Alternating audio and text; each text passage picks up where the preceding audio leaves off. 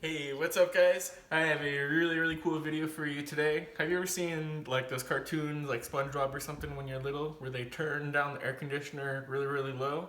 So what if we could do that with like an air conditioner like this with just a really cheap little part? If we could put this inside of the thermostat and convince it that it's really hot in here, and then it would just keep cooling. That might not be important for a nice house like this, but let's say I want to make a walk-in cooler or a wine cellar.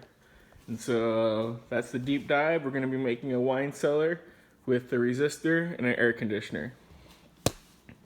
First though, we need to get into how thermometers and thermistors and thermostats are all related. What you're normally used to when we talk about, let me get this perfectly set up, sorry. So when you normally have something like this, we call this like an old school thermometer or a mercury thermometer. This actually isn't filled with mercury anymore, but let's just imagine that it is. So we have a set amount of mercury, let's call it 1 milliliter. Let's ignore these numbers on the side. So we have 1 milliliter of mercury, and we put this 1 milliliter of mercury inside of ice water. And we call that 0 degrees Celsius. We just invented 0 degrees Celsius because ice water is 0 degrees Celsius. And now we know that that volume of 1 milliliter at 0 degrees Celsius for alcohol is that volume. And then we would put this in that same 1 milliliter tube in boiling water, and that volume would be way up here.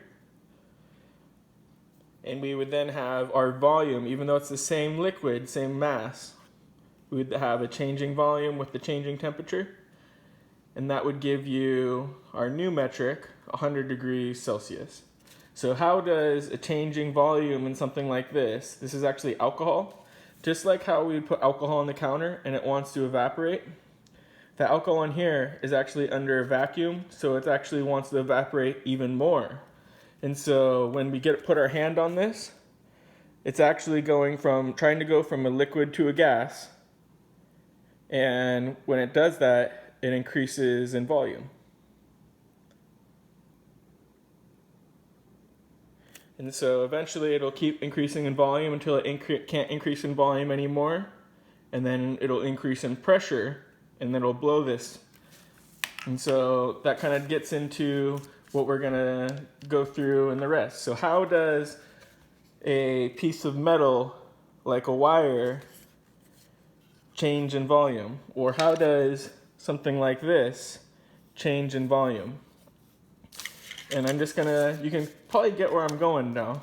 So if this was filled with mercury, and that was a metal, and it changed in volume, what are we gonna go through? And that's what this goes through. Sorry, that probably didn't quite make sense. Keep nudging this. So how do thermostats actually work? So thermostats, hopefully this camera doesn't die on me, but like I talked about earlier, we have our 1 milliliter, and these are both 1 milliliter, and this is put in ice water, it's that volume, and at this, it's this volume. So then we would have the same mass, changing temperature, and a changing volume. And that's what that depicts at the top.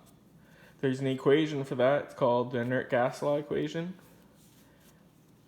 And so that's pressure times volume times the number of moles, which is mass, times a constant, which is just a number, times the temperature.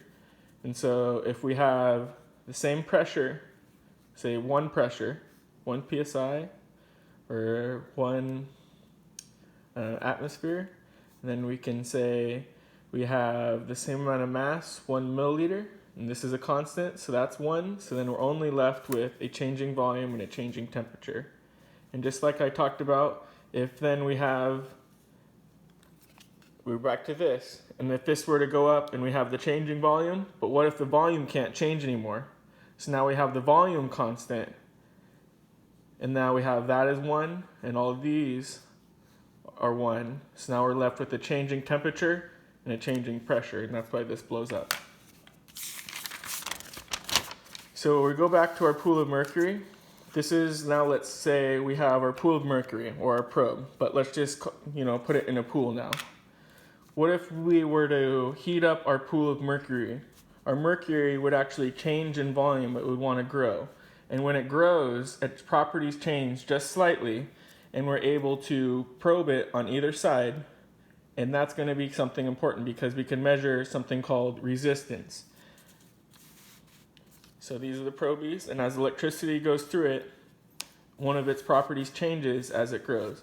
And what's a resistor? A resistor is basically a conductor or a wire. And the reason why we draw this as squiggly lines is because it could be something like a really long wire, or it could be a very small wire like that.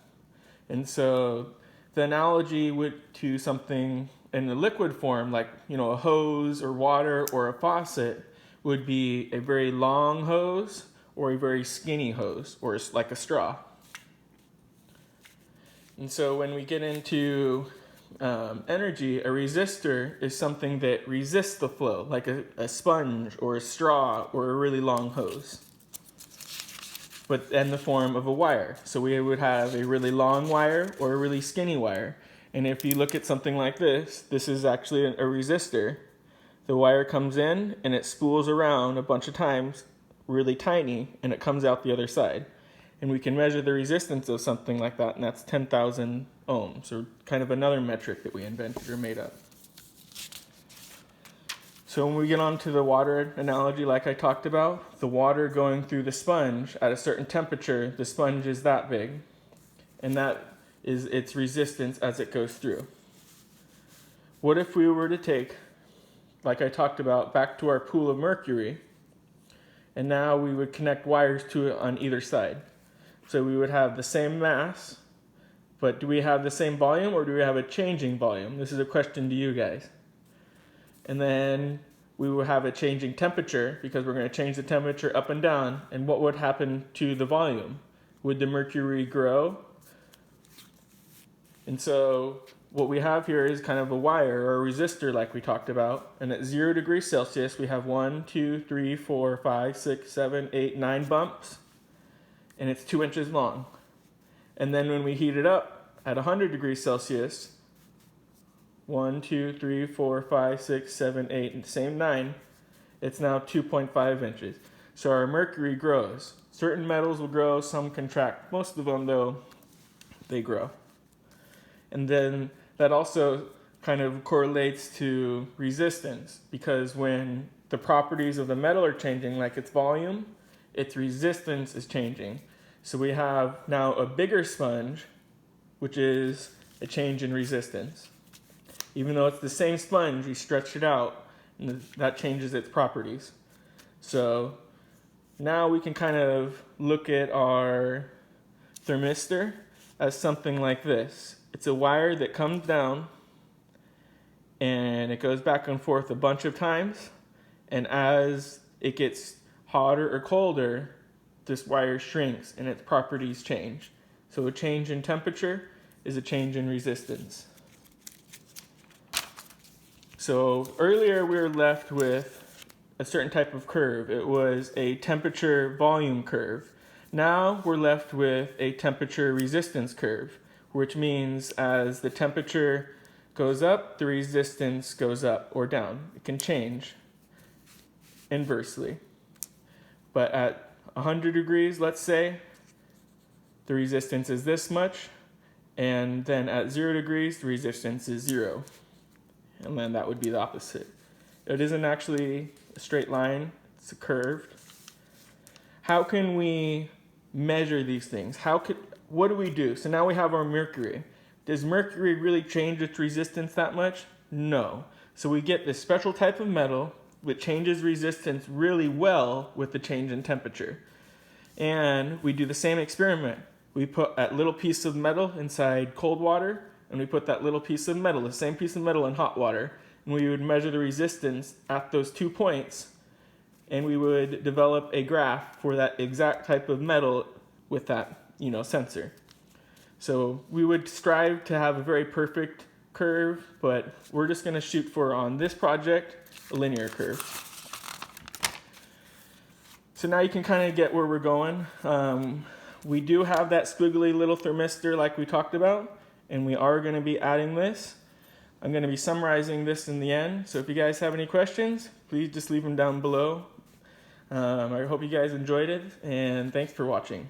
So this is just a summary. For a given resistance, we now have a correlated temperature that can be established.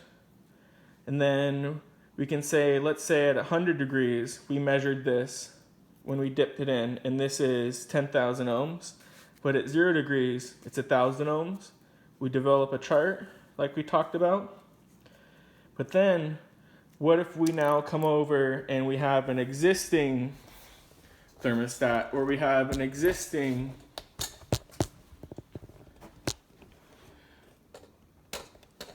piece of mercury here? What if we add this mercury, in between, and we could change the resistance value? So this is volume, but what if we were to add a little bit more mercury? So the same thing, we're going to add a little bit more resistance to our air conditioner, and that's going to trick it to thinking that it's really hot in here. Hope you guys enjoyed this one, and this is the plan for the next video.